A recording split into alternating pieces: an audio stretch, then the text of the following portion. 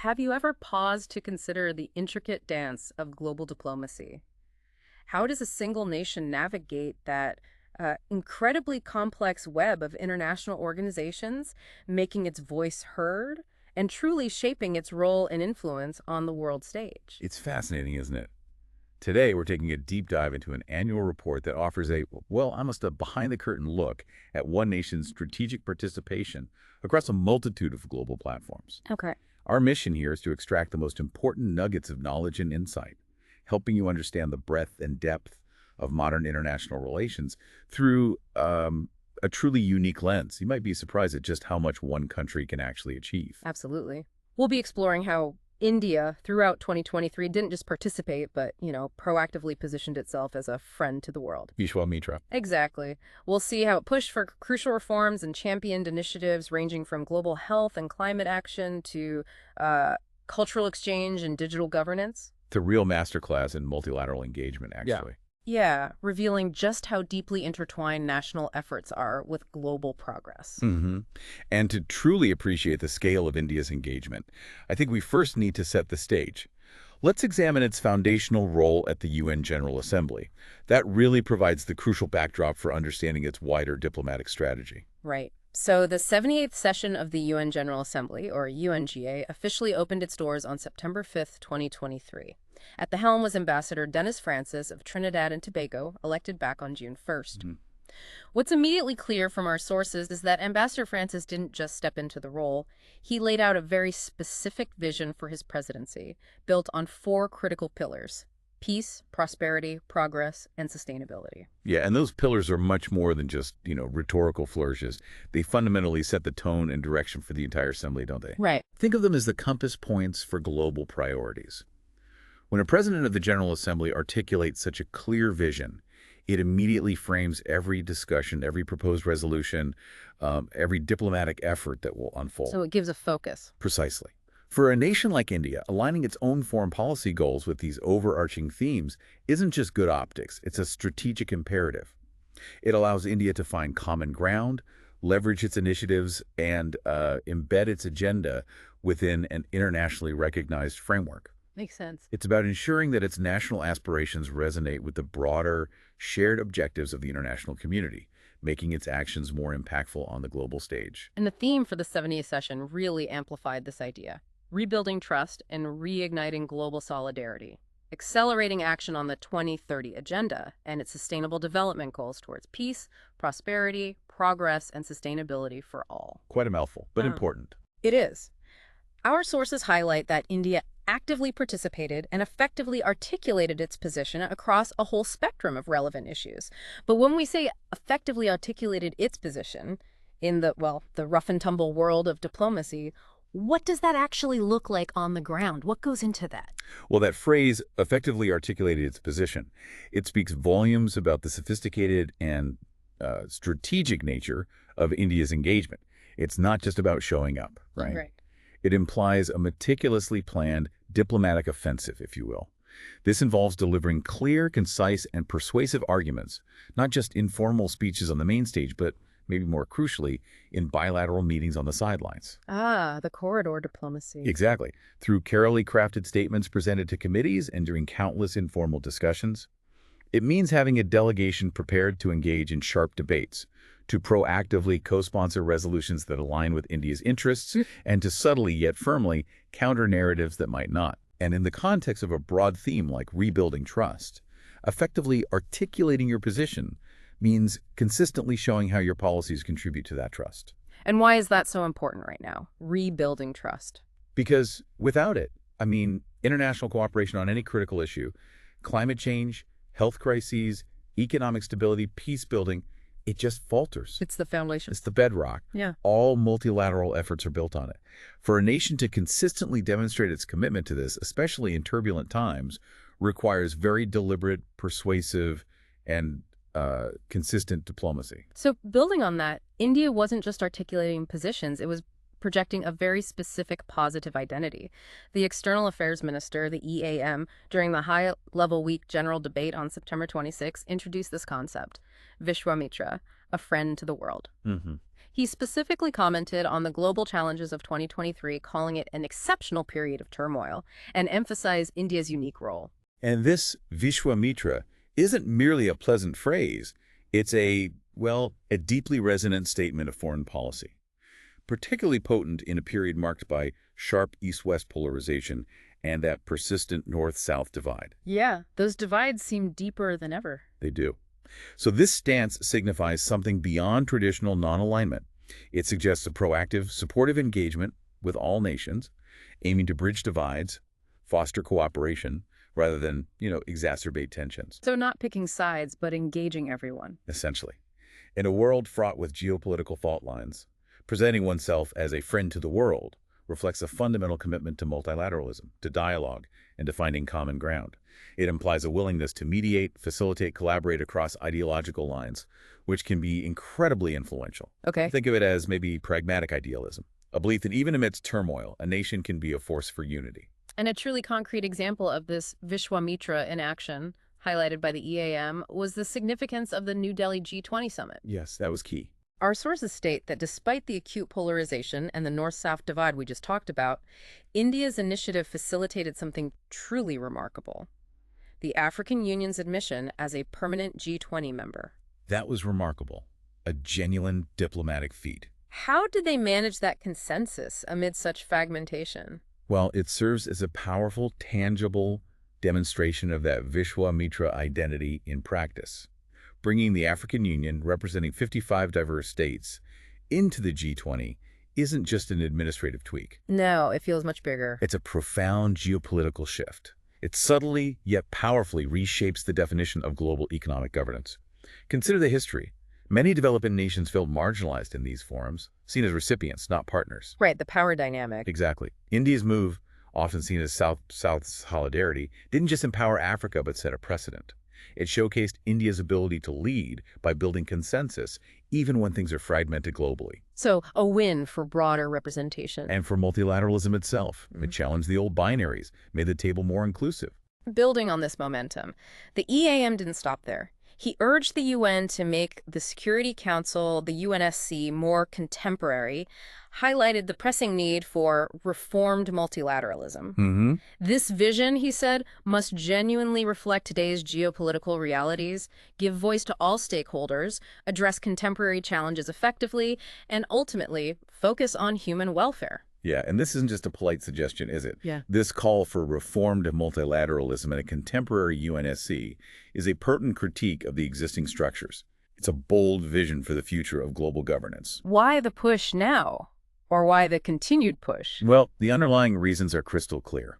The world has fundamentally transformed since 1945. The geopolitical landscape is vastly different. New economic powers have emerged, like India itself, and global challenges like climate change, pandemics, cyber warfare. They demand collective action on an unprecedented scale. The old structures weren't built for this. Precisely. An outdated Security Council, with its limited permanent membership, risks becoming increasingly irrelevant or ineffective. India's emphasis on reflecting today's realities and giving voice to all stakeholders directly challenges the status quo. It argues for a more equitable, representative system. Where emerging powers in the global south have a real say. Exactly. This push isn't just about India getting a permanent seat, though that's obviously part of its ambition. It's about fundamentally asking if the current structures are truly fit for purpose in the 21st century. And this relentless push for reform clearly connects to so many of India's activities throughout 2023. Let's pivot now to how India has been proactively driving global agendas, particularly on the Sustainable Development Goals, the SDGs, and the broader future of multilateralism. Right. The Sustainable Development Goals Summit, September 18th to 19th. That was a profoundly crucial highlight of the UNGA session. It was a second session of the UN High-Level Political Forum on Sustainable Development, serving as a critical midpoint assessment of the 2030 Agenda. The halfway mark check-in. Exactly. Why is this halfway mark so important? Because it's the designated moment for a rigorous, honest evaluation. Where are we on these 17 goals? What decisive actions are needed if we're falling behind? It's the moment for the world to collectively take stock and, well, course correct if needed. And unfortunately, the assessment showed that progress on the 17 SDGs was, in fact, painfully slow. Yeah, that was the sobering reality. In response, a political declaration was swiftly adopted during the summit's opening, aiming to revitalize global efforts. Our sources specifically point out that the vice chairman of Nisi Aayog played a pivotal role during the negotiations of this declaration, and he delivered India's statement focusing on strengthening integrated policies and public institutions for achieving the SDGs. Okay, so the adoption of a political declaration signifies collective recommitment, right? But the truly daunting challenge, especially when progress is slow, is translating that commitment into accelerated, tangible action. Words versus deeds. Precisely.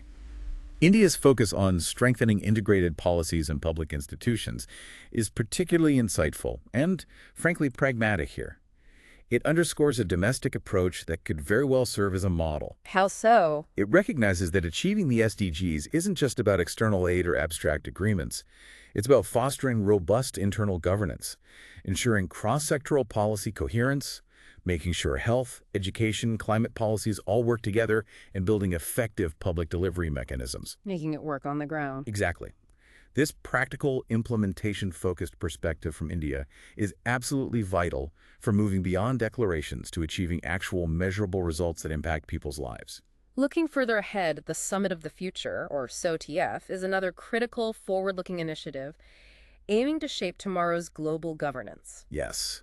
It's designed to enhance cooperation, address existing gaps in global governance, reaffirm commitments like the SDGs and the UN Charter, and generally move towards a more reinvigorated multilateral system. A system that can actually make a tangible difference. That's the goal. The SOTF is inherently future-oriented, seeking to systematically correct the shortcomings of our current international architecture. When we talk about gaps in global governance, we're referring to systemic issues, like the unrepresentative nature of certain bodies, the lack of effective enforcement for international law, or the fragmented responses to global problems that transcend borders, pandemics, climate change. And why is reinvigorating the system critical for people's daily lives? Because these governance gaps directly translate into real-world consequences. Delays in vaccine distribution, insufficient funding for climate adaptation, failure to prevent conflicts. A more robust, representative, responsive multilateral system means better collective security, more equitable development, a stronger global safety net for everyone. And India was very much at the forefront of these crucial discussions. Our sources indicate active participation in the SOTF debates. The Secretary West delivered India's statement at the preparatory ministerial meeting. He specifically highlighted that the whole event, the Summit of the Future, would ultimately be judged on its concrete delivery of reformed multilateralism. But here's where it gets impactful. India also explicitly called for the SOTF to provide tangible answers on UN Security Council reforms within a fixed time frame. That demand for a fixed time frame is incredibly clear, actionable, and strategically astute.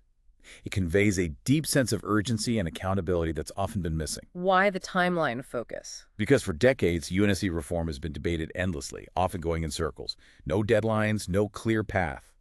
By pushing for a fixed timeline, India is essentially saying, enough talk, time for decisive action. Yeah, the urgency feels real. It is, driven by the perceived diminishing relevance of an unrepresentative council in a rapidly changing world.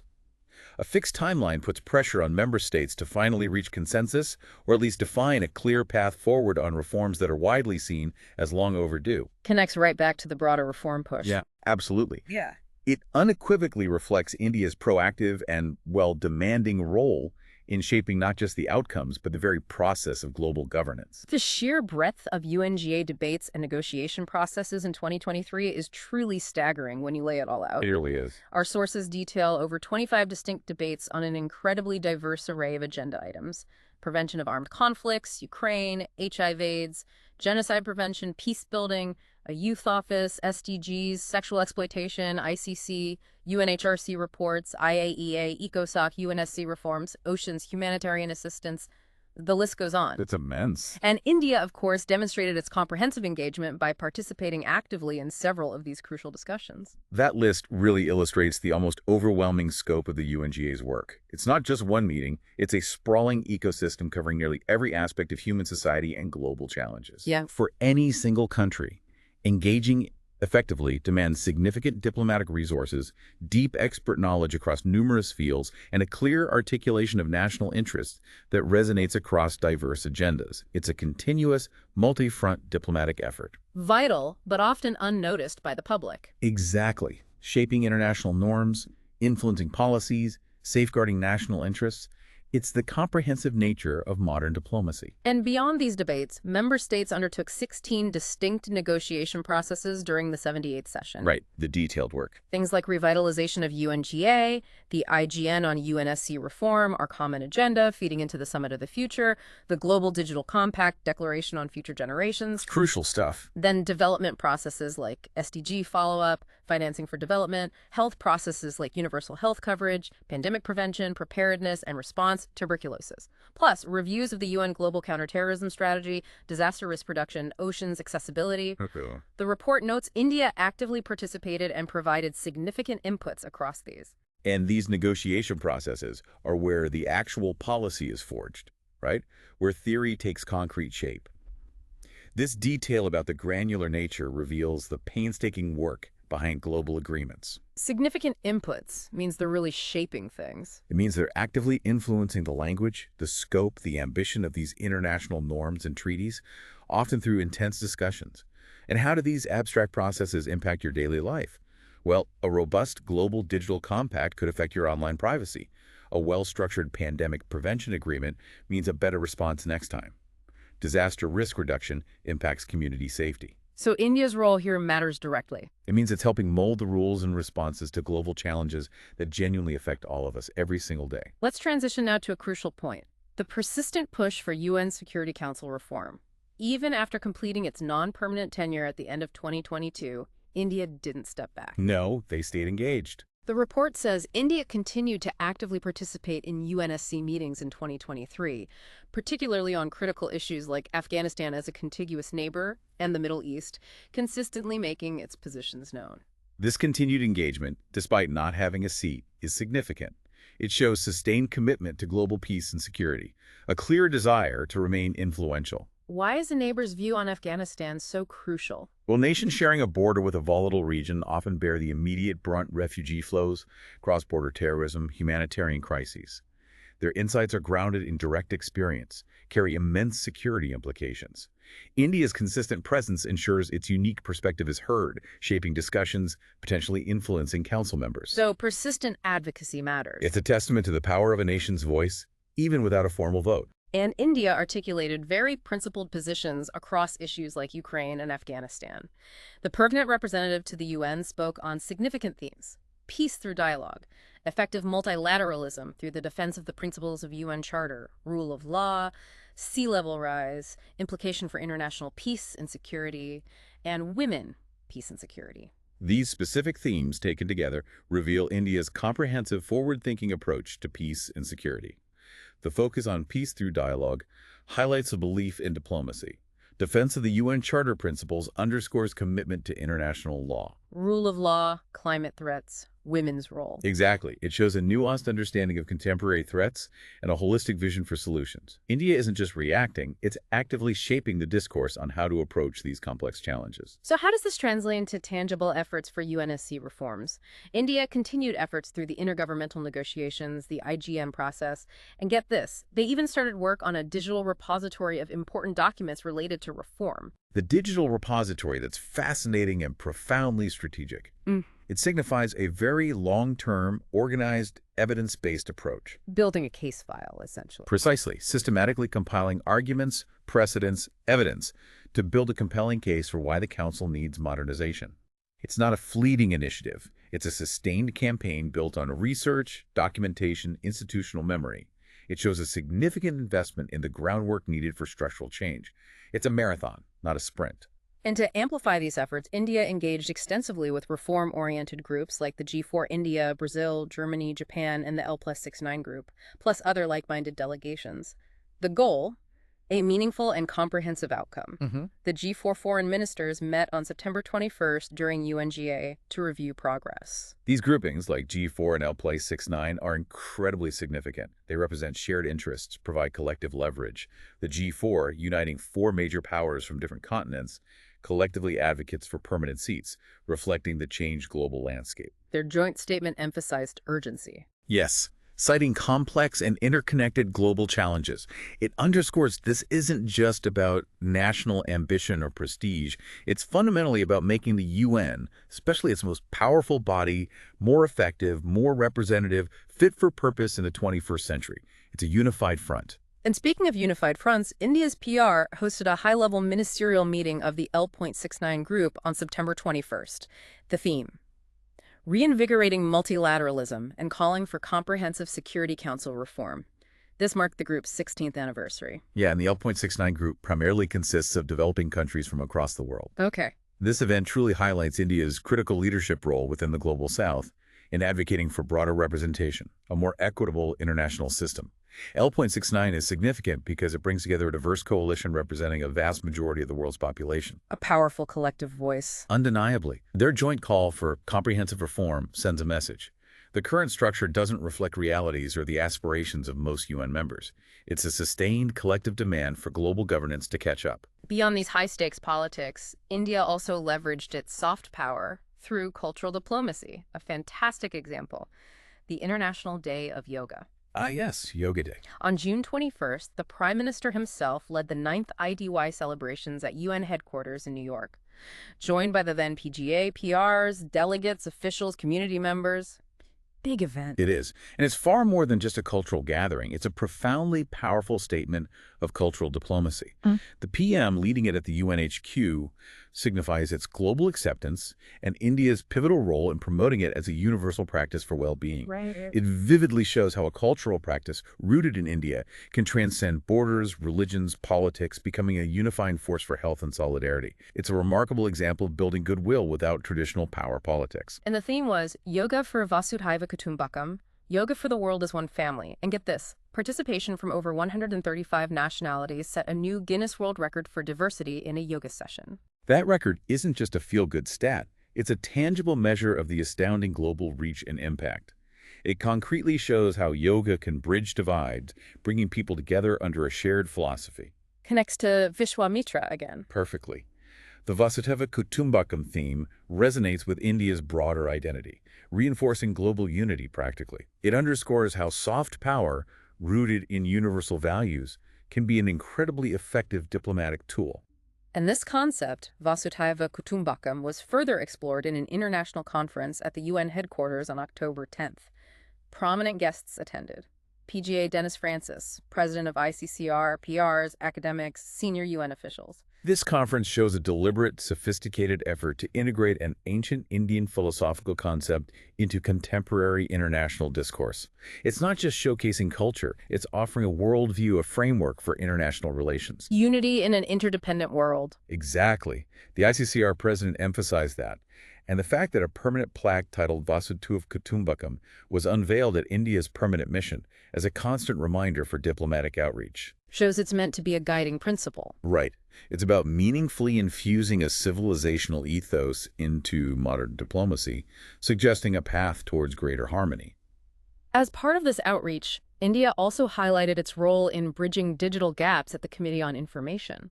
They urged the committee to be more proactive in disseminating UN info in Hindi and strengthen outreach in other unofficial languages. This is crucial for linguistic diversity and accessibility within the UN. Making information available in more languages, especially Hindi spoken by hundreds of millions, makes the UN's work far more accessible globally. Breaking down communication barriers. Fostering greater understanding and engagement. It's a commitment to inclusivity, ensuring the message of multilateralism reaches a broader segment of the global population. And the data backs this up. Hindi usage in UN communications started in 2018. Steady increase since then on the UN Hindi website and social media. Yeah. The UN News Hindi website, launched 2019, averages 60 posts weekly. Covers everything from COVID-19 to human rights, environment, peace and security, India-related affairs. Plus, the Hindi at UN social media account saw exponential growth in 2023, nearly 51,100 followers on X. Those are impressive numbers, not just stats. They show concrete progress, tangible impact. It's clearly not just symbolic. It's a robust effort to genuinely engage a vast linguistic community, Reaching the target audience. arriving real engagement. This improved language access enhances global communication, ensures more people can stay informed, feel included, engage with the UN's vital work. Linguistic inclusion is fundamental to effective global outreach. Let's transition now to how India is directly addressing some critical global challenges, starting with its remarkable legacy in peacekeeping. A long and significant history there. India has been the largest cumulative contributor of UN peacekeeping troops since the beginning, over 278,000 troops. Currently, third largest active contributor, 6,073 personnel in 10 of 12 missions. Staggering figures. And it comes at a profound human cost. Nearly 180 Indian peacekeepers have tragically sacrificed their lives. Those figures speak to a profound, unwavering commitment to global peace, often at the ultimate cost. It's not just numbers. It's a principled dedication to the UN Charter's ideals of collective security. Boots on the ground for stability. Exactly. Stabilizing volatile regions, protecting civilians, creating conditions for peace. This legacy is a cornerstone of India's international identity: responsible, reliable, committed. A sobering testament to the risks and sacrifice. And India isn't just providing troops, it's actively shaping policies and conditions. Sources say India emphasized supporting good governance for development and security, advocating strongly for greater troop safety, better equipment, improved living conditions. Right. Also stressed the need for institutionalized triangular consultations, UNSC, Secretariat, troop contributing countries for better mandate formulation and resource matching. This is absolutely crucial. It elevates India beyond being just a troop provider to a strategic partner seeking to enhance peacekeeping effectiveness and sustainability. Practical improvements. Advocating for better equipment, safety, living conditions addresses real challenges peacekeepers face. And the call for institutionalized triangular consultations is insightful. It ensures the countries providing personnel have a meaningful voice in shaping mandates and resource allocation. Giving troop contributors a say. It demonstrates a holistic, responsible understanding of what it takes for complex missions to succeed today. In a significant step towards gender mainstreaming, India deployed its largest ever contingent of women peacekeepers with UNISFA in Sudan last January, described as a force multiplier for community outreach. Yes, very important. Additionally, India actively advocates for accountability for crimes against peacekeepers through the Group of Friends promoting this. The deployment of women peacekeepers is progressive and impactful.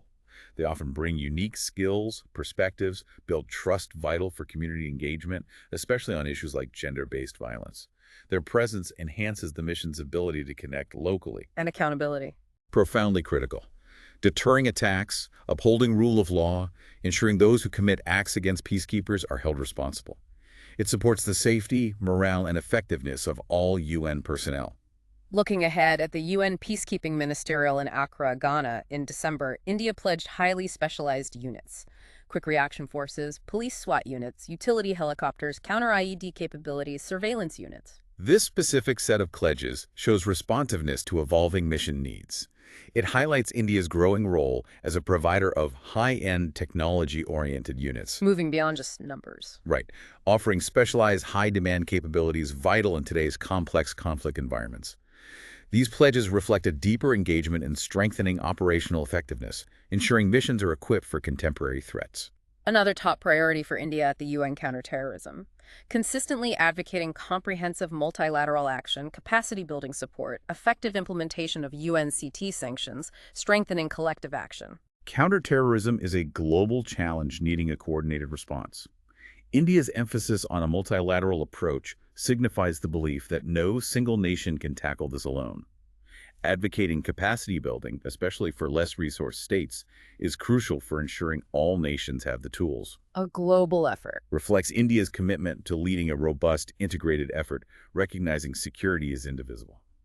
India emphasizes strengthening the UN's CT framework, especially the Global Counterterrorism Strategy, advocating a zero-tolerance approach. Reiterated support for enhancing accountability of states providing support or safe haven to perpetrators. Reaffirmed need to strengthen UN sanctions regimes, especially ISIL Al-Qaeda Sanctions Committee, for objectivity and transparency, and a tangible outcome. January 16th, Abdul Rahman Maki, involved in the 26/11 Mumbai attack, was designated to the sanctions list. India submitted 5 proposals in 2022 alone. This success story demonstrates zero tolerance translating into action. Maki's designation is a significant diplomatic achievement, showing persistent advocacy and intelligence sharing can yield results within the UN sanctions framework. Holding individuals accountable. Underscores the importance of strengthening these regimes, making it harder to shield terrorists. Highlights the real-world impact of India's diligent CT diplomacy, offering some justice to victims, signaling global resolve. India also actively supports UN OCT capacity building, calls for greater autonomy, emphasizes synergies with FATF on terror financing standards, counters use of new tech for terrorism, advocates right to justice for victims of cross-border terrorism. Right, the victim's perspective. Participated in UNOCT's third CT week, adopting the 8th GCTS review. During negotiations, called for an inclusive, impartial approach to religion in CT discussions. Organized an event on new tech use for terrorism, reviewing the Delhi Declaration. Participated in a victims' memorial. Attended a regional roundtable in Kazakhstan on investigations, prosecutions, rehab of suspected terrorists. This truly shows a holistic, multifaceted approach, beyond security measures to policy, finance, technology, and, crucially, victim support. Synergies with FATF cut off financial lifeblood. Addressing tech use is vital digitally. Championing victims' rights brings the human element forward. Practical cooperation, too. The regional roundtable highlights on-the-ground cooperation on complex issues like rehab reintegration. This comprehensive engagement showcases India's leadership in shaping a nuanced, effective, ethically grounded global CT strategy. Shifting gears to human rights, humanitarian, and social matters. The UNGA's third committee adopted 62 resolutions on trafficking, child rights, drugs, disability, youth, water sanitation, democratization, country issues. India co-sponsored 23. Co-sponsoring 23 out of 62 signifies strong alignment and active support for a remarkably broad range of human rights and social initiatives. Shows India isn't just observing, but actively shaping the global agenda on critical social issues. Translating Vishwamitra into action here, too. Demonstrates commitment to universal human rights principles, willingness to collaborate extensively to advance these causes. And a significant positive development. The removal of the India section from the UNSG's 2023 report on children in armed conflict after 12 years, attributed to recent positive measures and continued engagement. India had been a situation of concern since 2010. This is truly significant, commendable, reflects tangible improvements in child protection on the ground, coupled with the effectiveness of sustained diplomatic engagement. Being removed after over a decade indicates measures taken were reviewed, recognized, deemed effective by the UN. Shows engagement works. Demonstrates how persistent engagement, genuine reform, transparency can lead to concrete, positive results in human rights accountability, a testament to constructive dialogue and verifiable action. India also stepped up in leadership roles. Elected chair of the 62nd session of the Commission for Social Development, first time since 1975. Historic indeed. Minister of Women and Child Development spoke at the 67th Commission on the Status of Women. India is a member, 2021-25.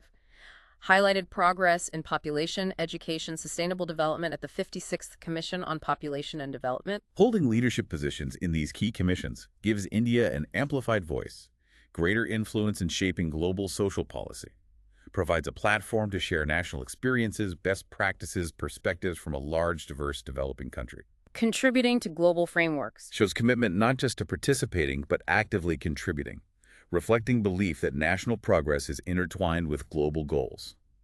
In terms of human rights mechanisms, India completed its 4th Universal Periodic Review, UPR, at the UNHRC. 130 countries made 339 recommendations. India supported 221, noted 118. What's the significance of supported versus noted? Okay, the UPR is a crucial peer review mechanism. Supported recommendations are those a country formally agrees to implement, signaling commitment to specific reforms. Okay. Noted recommendations are acknowledged, accepted as part of the review, but the country might not fully agree or commit to implementing them, often due to sovereignty concerns, differing interpretations, or practical challenges. A nuanced stance. Allows full participation while maintaining a sovereign position. As an active UNHRC member, 2022-24, India's extensive participation, co-sponsorship of resolutions, right to development, unilateral coercive measures, economic, social, cultural rights, joining joint statements, freedom of religion, sexism, and sport, highlights its robust role in shaping global human rights discourse. An Indian candidate was even elected to an advisory committee. Let's turn to economic and social issues. Development cooperation, where India champions the Global South. The second committee, Economic and Finance, dealt with 12 agenda items, 43 resolutions. Macro policy, sustainable development, globalization, LDCs, LLECs, SIDs, South-South cooperation, agriculture, food It's security. a huge portfolio. India highlighted its G20 presidency focus areas and outcomes of the Voice of Global South Summit, VOGSS, held in January. The G20 presidency was an exceptionally powerful platform for India to champion Global South issues and integrate them into UN discourse, highlighting outcomes like the G20 Action Plan for SDGs, the MDB Reform Report, AU's G20 inclusion. India used its leadership to amplify developing economies' concerns within the UN. MDB reform is critical. Absolutely. For developing economies, ensuring these financial institutions are better equipped, more agile, responsive to support sustainable development is vital for fair access to finance. And speaking of financing, the High-Level Political Forum on Sustainable Development and the High-Level Dialogue on Financing for Development were key events. India's NITI Aayog vice chairperson spoke at a roundtable on innovative solutions to unlock SDG investments. Unlocking SDG investments is a huge challenge. Massive funding gap. India's contribution to identifying innovative solutions shows commitment to practical, scalable approaches to mobilize finance, especially for the Global South. Demonstrates leadership in finding pragmatic solutions to fundamental economic challenges. In April, India also secured elections to the UN Statistical Commission 2024-27 and the Committee for Program and Coordination 2024-26. These elections are a significant vote of confidence in India's technical expertise and administrative capabilities. Membership in the Statistical Commission means influence in setting global statistical standards crucial for tracking SDG progress. And the Program Committee Influences the UN's work program and budget. These positions allow India a direct hand in influencing data, program implementation, efficiency across the UN system. Subtle but powerful influence. India further amplified its role as a development partner with the launch of India UN for the Global South, Delivering for Development on September 23rd, a joint capacity building initiative. Chaired by the EAM, high-level participation from PGA, PM of Samoa, several foreign ministers. This formalizes and amplifies India's role. It's about sharing India's own experiences, successes, best practices with other developing countries, a South-South model. Building on existing work. Yes, on extensive bilateral cooperation and complementing the India-UN Development Partnership Fund. That fund celebrated its 6th anniversary, boasts 76 projects across 54 countries, USD 16 million budget. The scale shows concrete investment in South-South cooperation, translating Vishwamitra into tangible support. India also showed commitment to least developed countries at the LDC-5 conference in Doha.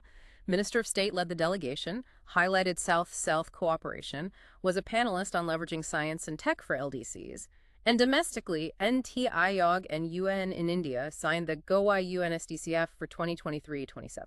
The focus on empowering LDCs through science and tech is critical. Sustainable development needs capacity building, knowledge transfer, tailored innovation, not just aid. The internal India-UN framework ensures a coordinated strategic approach to SDGs within India, aligning national priorities with UN goals, potentially serving as a model. Shifting to climate change and environment, hugely critical. The PM participated in the World Climate Action Summit at COP28 in Dubai, delivered a special address, highlighted India's contribution, and expressed willingness to host TOP33 in 2028. Bidding to host TP33 is very significant, a statement of commitment, a bold claim for leadership in global climate negotiations.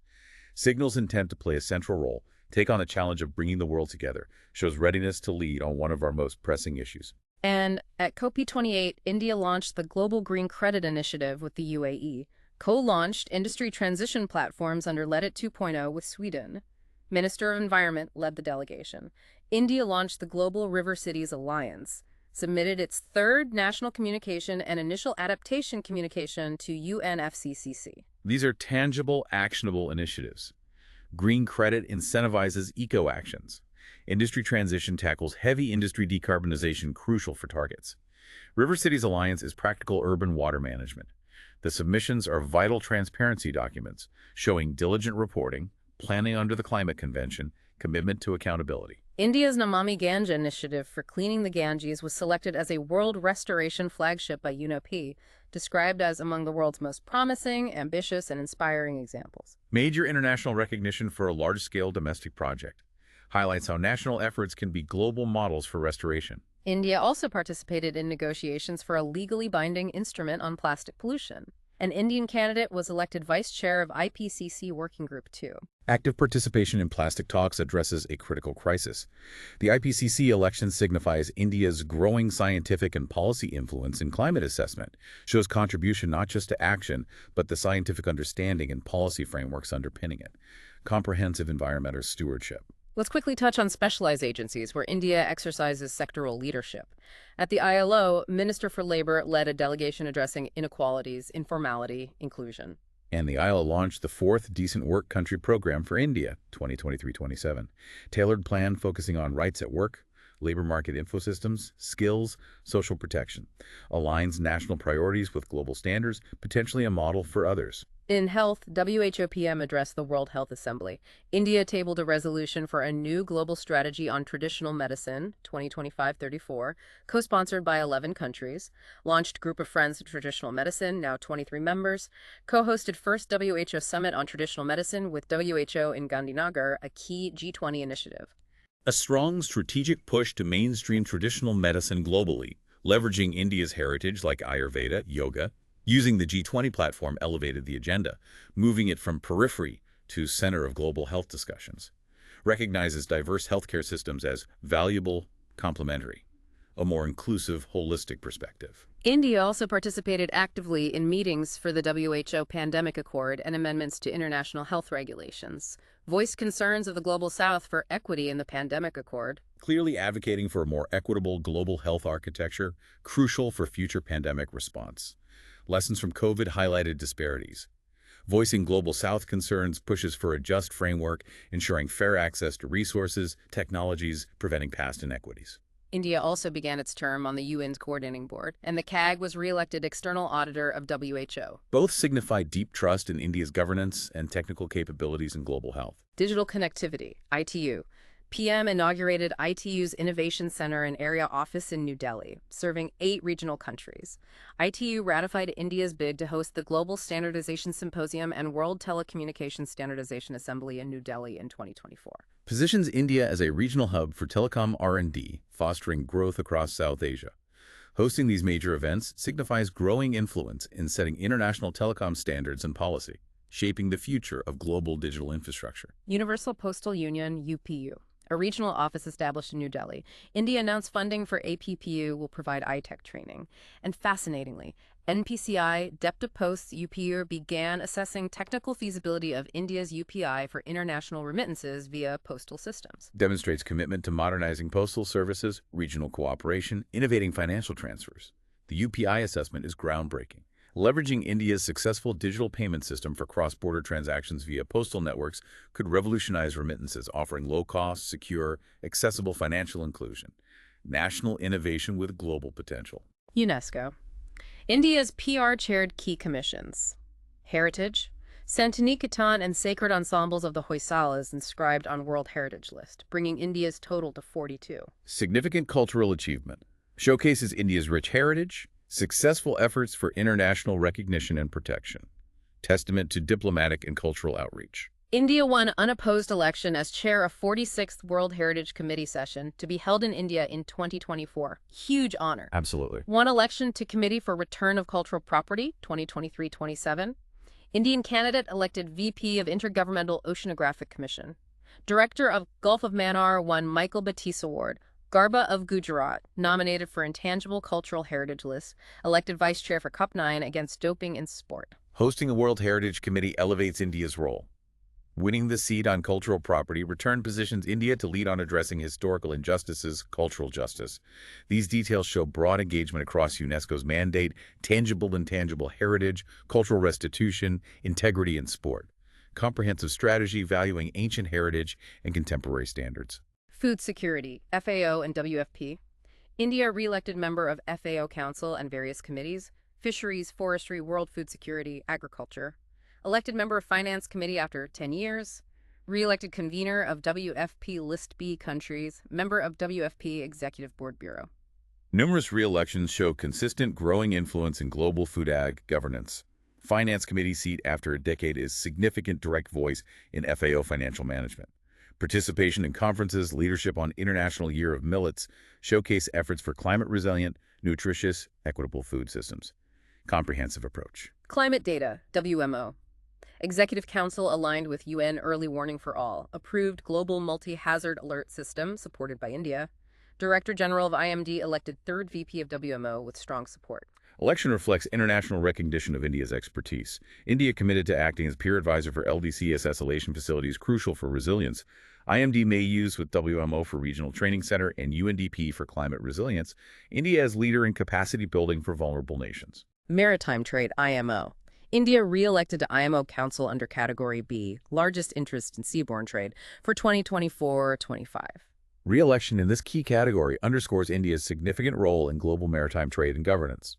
Recognition of shipping interests, coastline, commitment to safety, security, environment, and maritime transport impacts global supply chains, trade stability, critical area of influence. Finally, Arctic Matters, expanding engagement.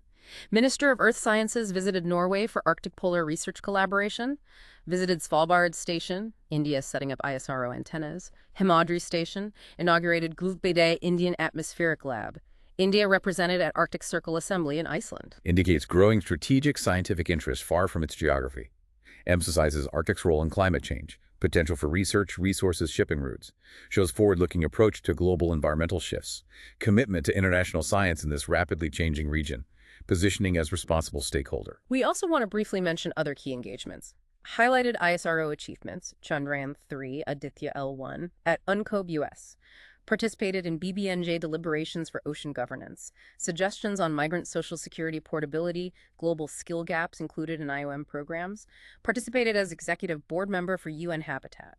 At UNESCAP, participated on climate action, showcased mission life, elected to UN Commission on Narcotic Drugs 2024-27. Wow, what an incredible, comprehensive journey through a year of intense global diplomacy. From leading on climate and pushing for UN reforms to championing cultural exchange and driving digital transformation, it's abundantly clear India played a truly dynamic, multifaceted, proactive role in 2023. It really was proactive leadership. Not just participation, but active leadership, strategic problem solving, visionary agenda setting across so many diverse sectors. A powerful testament to the influence a single nation can wield. And what we've seen today isn't just high-level policy. It's the intricate weaving of national priorities into a complex, evolving global tapestry. Each resolution, each negotiation, each partnership contributes significantly to the frameworks addressing challenges impacting all of us. On the air we breathe. To the stability of our societies, the future of our economies. It's a continuous, often unseen, yet absolutely vital effort to build a more functional, equitable, resilient global system, one thread at a time. So as we consider this deep dive, the breadth of India's engagement, it raises an important question for you to ponder. In an increasingly interconnected and, well, turbulent world, how profoundly does the active participation and unique vision of a single nation like India truly influence the collective path we all walk? Indeed. And perhaps even more fundamentally, what does this extraordinary level of engagement, documented so meticulously here, tell us about the essential, enduring nature of multilateralism itself? A system so often critiqued, challenged, yet constantly evolving, persistently driven by the tireless efforts of its dedicated members.